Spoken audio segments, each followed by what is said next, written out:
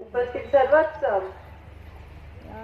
या संस्थेचे पदाधिकारी, सर्व उपस्थित सावित्रीच्या लेखी, माझ्या भगिनी, माझ्या मातांनो आणि माझ्या मैत्रिणी, सर्वात प्रथम तुम्हाला सगळ्यांना नवीन वर्षाच्या आणि सावित्रीबाईंच्या वाढदिवसाच्या मनापासून शुभेच्छा देते. पण आज शुभेच्छा देऊ या सरकारचा शोक प्रस्ताव मांडू हेच मला कळत नाही.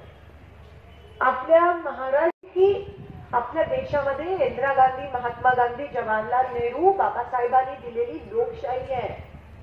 पण जे लोक ह्या लोकशाहीचा कणा आहेत, म्हणजे तुम्ही महिला, अंगणवाडी सेविका, तळागाळात काम करणारे जे लोक, जे आपल्या लोकशाहीचा कणा आहेत, आज तुम्ही त्यांचाच आवाज हिसकवला, त्यांचाच गळा दाबला, त्यांच्या जर पोटावर पाय दिला आणि त्याच्यावर तुम्ही जर त्यांचं ऐकायलाच तयार नसाल तर लोकशाही या देशात कशी टिकेल? ही खूप मोठी धोक्याची घंटा आहे आणि आता आपण पेटून उठायला पाहिजे. फक्त मास्क घालून 3 दिवस आहेत, पण उषक काल होता होता आता जी काळ रात्र झाली तर परत उषक काल होणारच. ती रीत आहे, ती दुनियाचा नियम आहे, निसर्गाचा. म्हणून थोडीशी वाट बघा, एवढीच मी तुम्हाला एक आशा देते. अजून आज माझ्याकडे शब्दांशिवाय दुसरं काहीच नाही आहे.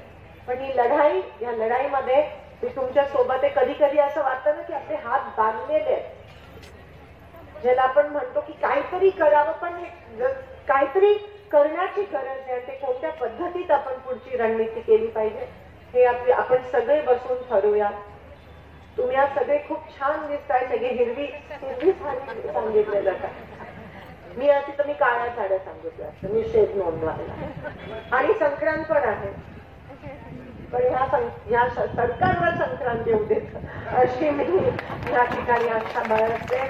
आणि आपण सगळे आज या मेळाव्यासाठी आलात. सूर्यमणी दादा, तुम्ही मला खास करून नेहमी बोलवता, त्याबद्दल तुमचे मनापासून आभार. जरी मी आमदार असते तरी मी घरी आमदार आहे.